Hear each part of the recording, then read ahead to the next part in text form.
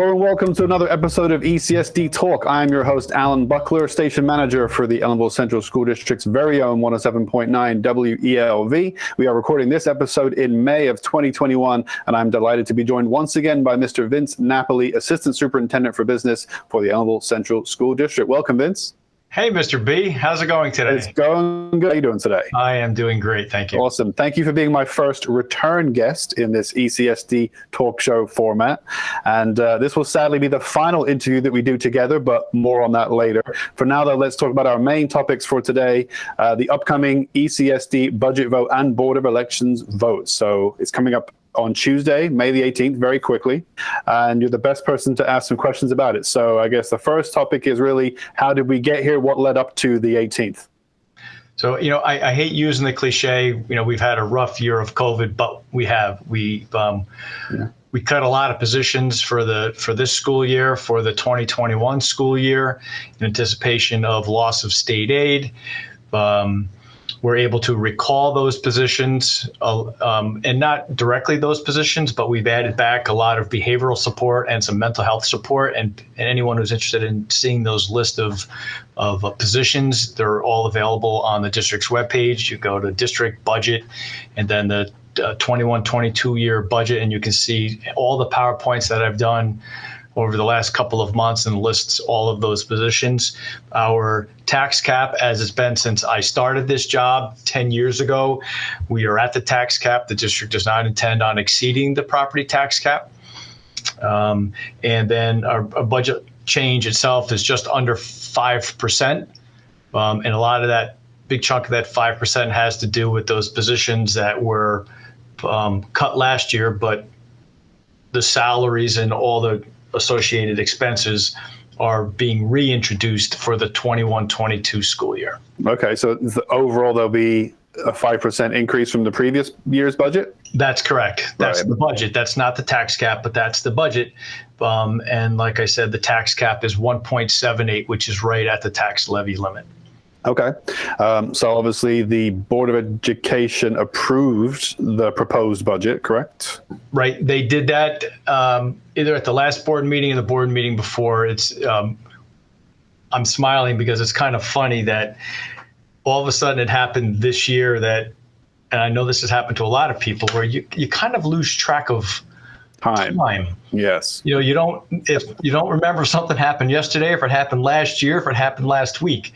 The biggest thing I find is I find myself for a long time saying it happened last year, but really it didn't. It happened 2 years ago, because last year didn't seem to happen in terms of like nothing happened. So, yeah. Yep.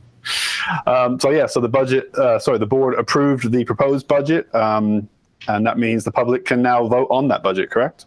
That is correct. And we talked about it earlier. The budget vote is Tuesday, May 18th. It's the same time. It's in the High School Media Center.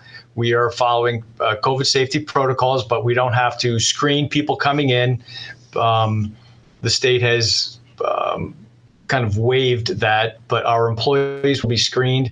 In addition, we'll be doing cleaning throughout the day. 8 a.m. to 8 p.m. at the High School Media Center. Our staff will be around directing people where to go. There'll be parking available in the back. So it'll be as though what it looked like 2 years ago. I was going to say, it'll be close to a traditional budget vote day. Obviously, last year was a very untraditional, as many things were untraditional thanks to COVID. I like those words, Mr. Untraditional. Traditional. Yeah. So that is great. Right. With a few modifications, I'm sure masks and all that kind of stuff going on. Right. It will be like a traditional budget vote. The public is encouraged to come in person and vote. That is correct. And they can do absentee ballot voting too. All that information is on our website on how to do that. If anyone is not sure, they should contact Marisol Hemp, our district clerk, at 647-0100, just to make sure. I don't want anybody missing out on their opportunity to vote because they were unsure of and were afraid to ask, I'm going to be away, or I don't want to come in. Can I still vote by absentee ballot? So they should contact her. Right. And I was going to add too, you mentioned the information can be found on the website. That's also a great place if anyone really wants to see the budget and see the presentations and the numbers that go with everything. It's all on the website. If you were to go to the business office portion of the district website and then go to budget information, and then you can see 2021, 2022 budget information. You can look at everything right there. And can't they view them too? Didn't we record them and you can view them on the district's YouTube channel? I think that might be correct. I think you're right. I think we're both right on that one there. Well, you can always go back to and watch any old board meetings, certainly, and all the budget presentations that were done in front of the board. Those are all available on the YouTube channel, the district's YouTube channel. So yes, absolutely. Right, and we've been really this year. We really started moving towards having our budget workshops as part of our school board meetings. We would do it at the beginning, start a little bit earlier. And I think there was only one budget workshop, which was the big one in the beginning, where the superintendent and I talked about what the year or what the budget was really going to look like. And that was rather lengthy. So rather than tie that into the same night as a board meeting. So there's only one that's outside of the normal board meeting. Yeah. And in fact, what I'll do for our YouTube viewers is I'll include in the description of this video down below, I'll include links to the budget information on the website, and I'll include links to the YouTube channel so people can look for the videos on there. So we'll double up for those people. All right. So that vote comes up on Tuesday, May the 18th. What time? Until when? 8 a.m. to 8 p.m. High School Media Center. They can park in the main parking lot. They can park in the back for handicap accessible parking. Some people park on the street. They walk down. We will have signs up. People cannot electioneer, although we only have 3 seats available on the school board, and there's only 3 people running, and those are the incumbents. Right. And last thing, just to touch on before we move on to a couple of other topics, is I guess more of an ethics question, Mr. Napoli. Why should people vote? Well, like they would have the opportunity to vote in anything, whether it's a general election or the presidential elections. That's our right to go out and vote. And it's also to exercise their opinion or how they feel about the school budget once a year. It's your right, and that's why people should vote. Right. And the more people that do vote, the more accurate a representation the result would be, right? If only 1 in 100 people vote, that's not necessarily an accurate representation of the general consensus. But if 80% people vote, it is. That's a question for you. How, of the number of people eligible to vote, how many people traditionally do vote? Not many, less than 1,000. And there are, I don't know how many registered voters, 7,000 or 8,000. Marisol might not be happy with me quoting that number because I might be way off, but that's the number that sticks in my head. So a very small representation of people that can vote do vote. So by all means, if you can vote, you're encouraged to do so on Tuesday, May the 18th. All right. So we've talked a lot about the budget, a few other topics to get onto on today's show. What else did you want to cover today, Vince? So I wanted to talk about the update to our capital project. Starting this summer, the remaining share of our roofs are going to be replaced. That's going to happen a little bit towards the end of June through July and August, and then they'll be done when we're ready to come back to school in September. So that's the capital project. We're working on the other components of the capital project. The paperwork is slowly getting to the state ed, being reviewed by all the respective parties, and we're hoping to have the rest of the work that's being done. We'll call it, it's called the papers hitting the streets. So state ed reviews, they approves the plans, we put it out for bid, contractors put their bids in, and then we go ahead and start awarding the work, right? And there's a lot of work to be done still. There's ball fields, and I'm going to miss some here. There's the new cafeteria in the elementary school. There's some bathroom work to be done.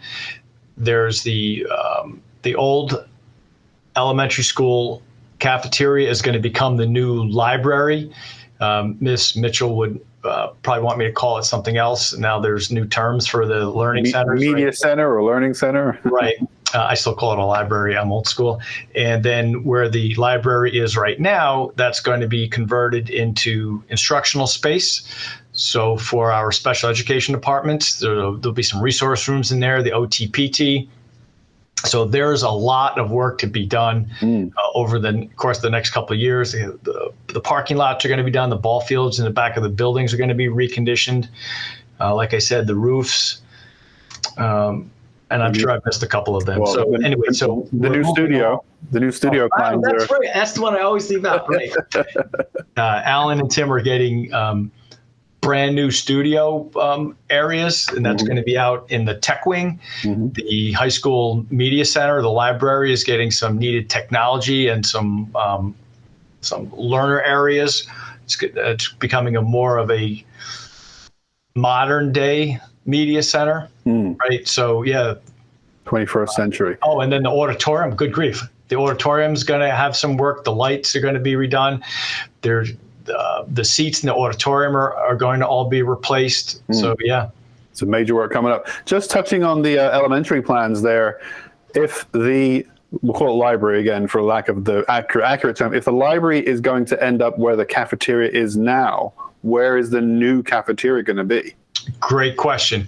So if you look at the footprint of the elementary school, as you walk down to the kindergarten wing, and if you visualize where that ramp kind of starts to go down, it's going to be between there's like a little landing in there, that and the playgrounds in the back.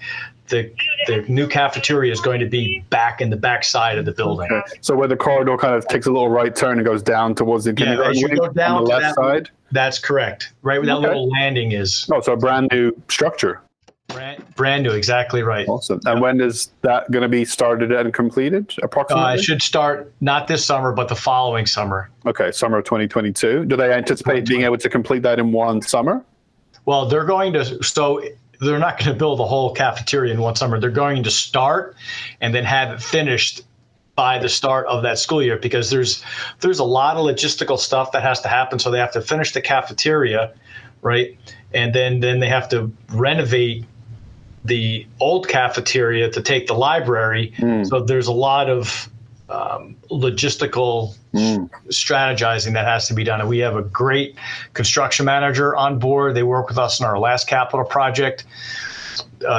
These guys are just amazing. They how some people can look at something and just kind of visualize it. Like I've got friends that are artists, and they can look at something or they're contractors. They look at a house and say, oh yeah, that's an easy fix. I don't want to use the word easy, but in their mind, they get it. These guys can look at our construction, and they have so many years of experience that they can actually plan it all and map it out for us. Yeah, awesome. So we kind of know what it's going to look like. Cool. All right, so let's move on to some other topics. Lead testing. Right, I want to talk about lead testing. So I don't know if people remember, probably not, but 5 years ago, more like 5.5 or 6, but because of COVID, everything kind of got delayed. But the law was passed, the schools have to have all of their fixtures tested for lead.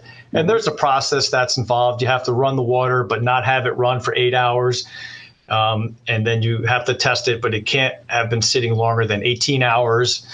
And so we had our elementary school lab results come back. It came back pretty good, not much different than it did 5.5 years ago when we did it. But there are some fixtures, we'll call them, whether it's a bubbler or if it's a sink, that came back above the acceptable amount. So we've taken them out of service, and then we're going to have them retested. So taking them out of service is either turning the water off, which is often not too easy, but we'll call them, they're called bubblers in the elementary school classroom, but that's a water fountain. If you've ever been in the elementary school, right at the sink, there's a little thing where the kids can press the water fountain and then take a drink or fill a cup or whatever.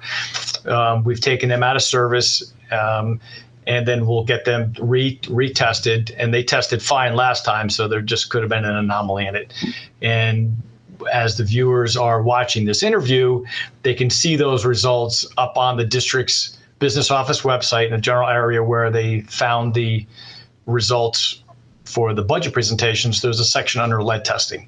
Okay. And then There'll be letters going home too, and that's required by state education that we have to mail home letters. Posting it up on our website is not sufficient. Right. And I'm guessing testing is every 5 years is like a state thing that no matter what, every 5 years. Every school's got to test every 5 years, right? To make sure that nothing changed or nothing got worse. Awesome.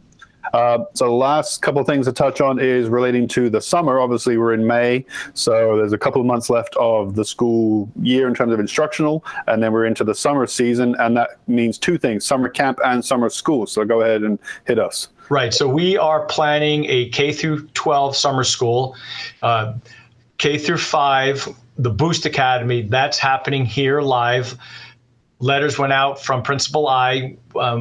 there's a deadline for parents to let us know that their kids are going to be coming to the Boost Academy, and then so we can plan how many classrooms we have and how many teachers that needs to be hired, and all of that. But that's happening this year. And then K through 6, 7 through 12, we're trying to figure out whether it's going to be all virtual, probably not, and whether or not we're going to run it in conjunction with another school district, which is what historically we've done in the past. Right. We usually have done it with Rondout, but we're still planning on what that's going to look like. But the goal is, Ms. White and Superintendent Wiles, is to have a K through 12 summer school program available to our students, and the students really need it more now than they've ever needed it, just because of the loss of learning that has happened. Right, and they are striving for it to be not a virtual summer school, but a in-person summer school, right? That's correct. That's the goal, right? Right. And then the last thing is that the Ellenville Youth Commission, run by the town of Awarsing, is planning on having camp this year. They are going to have a summer feeding program. Students that come to the Boost Academy are eligible to go for breakfast or lunch, which is what we've historically done in the past. And the Boost Academy, I don't know what the hours are. Typically, it's run like half of a day. And then I don't know if the kids can go from the Boost Academy out to camp. If they wanted to do that, people would have to discuss that with Ms. Bugna, who's the director for the camp. But that's we're planning all of that now as well. Mm-hmm. Awesome. All right. So anything else you want to touch on, Mr. Napoli, or is that enough for one day? It's never enough for one day. I'm sure there are going to be things that I wanted to talk to you about, but Mr. B, personally, you every time that I've interviewed with you, you have made me feel so comfortable. And I've talked to other people. There's just something about you that makes people comfortable with the interview, and you can just draw things out of people, and not in a bad way, just that, it's a conversation. I don't feel like I'm being, interviewed on the corner of, 38th and 10th Avenue, where some reporter sticks a microphone in my face and I'm like, catch you off guard, trying to figure out what words are coming out of my mouth. This is a great conversation, and I will miss having these conversations with you. As well I, Mr. Napoli. I mean, let's just touch on that briefly. So what does the future hold for Mr. Napoli? This is our last interview, at least on the ECSD Talk format that I can see. So tell us why that is. Right. So I've tendered my resignation. June 30th will be my last day. The board accepted it a couple board meetings ago. I'm going to work for Ulster Bosse's at New Paltz, and I'm going to be their director of their information center. That's called the RIC, the Mid-Hudson Regional Information Center. And what my job there will be is the RIC. Essentially, we support the 47 component schools in Orange, Ulster, Dutchess, and Sullivan counties, and we support software and technology. So whether it's financial software, student management software, testing, and then the wide area network, things like that, those departments would report to me, and it's our job to make sure that our customers, which are our schools, when their customers are the students, right, are supported with those technology and student services products. So you're going back into the technology field just a little bit. I am. When this job became available, it had my name on it.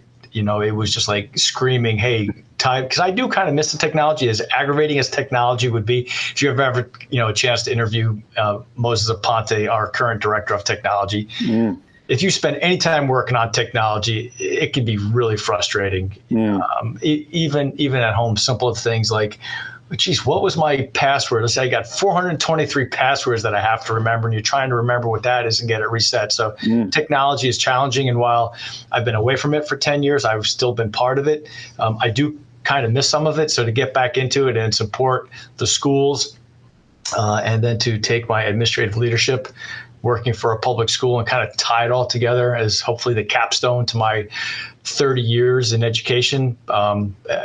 couldn't think of a better way to do it. Well, I wish you the best of luck in that position, Mr. Napoli. And I'm going to miss doing these interviews on a monthly basis or whatever we do. So well, maybe we can figure out a way for me to come back and do a cameo, whether read to the kids. And my nephew watched me do the Dr. Seuss, and he absolutely loved it. And he's 7. Excellent. So I was sharing with everybody. So that was a lot of fun too. You'll always be welcome back, Mr. Napoli. Thanks, Mr. B. Have a good day. And well, before we wrap this up then, so just to get some information out there, if people want to get in touch with you or the business department to get more information, as we mentioned, if you want the budget information explicitly, go straight to the website and go to the business office budget information areas. If ever they want to call you or your department, it's 647-0115. Right. And they could email you. Yep, at business.official@ecs.k12.ny.us. I try to make it as long as possible. No, I'm only kidding. That's one of the things that we're trying to do is use a generic email address so that it goes to whoever it needs to get to. And a lot of companies are going that route. It just kind of makes it easier if there's movement within an organization, right? Yeah. Well, the one thing I did want to ask you is, you mentioned 30 years in education. Obviously, you're sticking in the education field to a point by moving to BOCES. But just to remind our viewers, you started here as the IT director. What year did you start? 1999. And it's funny because my sister pulled out, there was an article in the, I don't remember the name of the newspaper. It wasn't, but before it was the Shawangunk Journal, or maybe it was the Shawangunk Journal. I don't remember what it was. It used to be the Ellenville Journal, I think. Yeah, like 22 years ago. But I was interviewed in like September or October, like my second or third month, preparing for Y2K. Right. So she sent me a picture of me. I haven't changed, Mr. B, in 22 years. I look exactly like this. I was surprised. And that turned out to be not too bad, right? Y2K. No, it was nothing but hype. Computer systems handled Y2K effortlessly. Right. So then you were the Ellenville IT guy for 10, 12 years? 12 years. Yeah, I was the first director of technology here. Okay. Prior to that, it was a math teacher that was handling the technology. Really? When I started, we had 22 computers and a couple of servers. I think we've got 2,200 Chromebooks now. We've got servers outsourced to the cloud. Moses has servers up in his up in the NUC in the data center. We've got PCs everywhere. We've got laptops everywhere. We've got smart boards in every classroom, thanks to the Smart Bond funding. That was $750,000+, and it couldn't have come at a better time, as far as teachers working with students remotely and then in the classroom. So yeah. And then how many years were you business administrator, and how many budgets have you therefore proposed? So 10. 10. So 10, yep. A round number. The end of my 10th year, right? So 12 and 10, yeah. It used to be, I would always ask you how was, because I interviewed you right from the start 10 years ago on these budgets. And I used to always ask you, is it getting easier year to year as you get more familiar with the process? And you'd say, yeah, basically, I'm getting better at it, kind of a thing. I'm more comfortable with it. And now here you are 10 years down. I guess it was good that having 9 years experience last year, going into last year's crazy, obviously, times, you had some solid foundations to work on there. And that was a big plus. That was a big one. And now this is 10 and out, right? Yeah, I don't know that I would want to have been a brand new administrator at all, right, or even a brand new anything anywhere. Forget about public education, going out and starting a brand new job, and all of a sudden all this craziness hits. Yeah. I mean, everyone struggled with it, but just to be in a brand new job where the stakes are high. So I was thankful that I had all those 23 years or 21 years experience behind me to help. Yeah. So if people want to see Mr. Napoli go 10 for 10 on the school district budgets, then they should get out and vote on Tuesday, May the 18th. And again, good luck to the future, Mr. Napoli. Thank you so much for doing this interview, and thank you for doing all the interviews over the years. If you want to get more in touch, if you want to get in touch with me, your host, Alan Buckler, you can call me at 647-0135, or you can shoot me an email, alan@welvradio.com. Until then, goodbye for now, Ms. Napoli. Thank you again, and good luck. You're welcome. Thank you.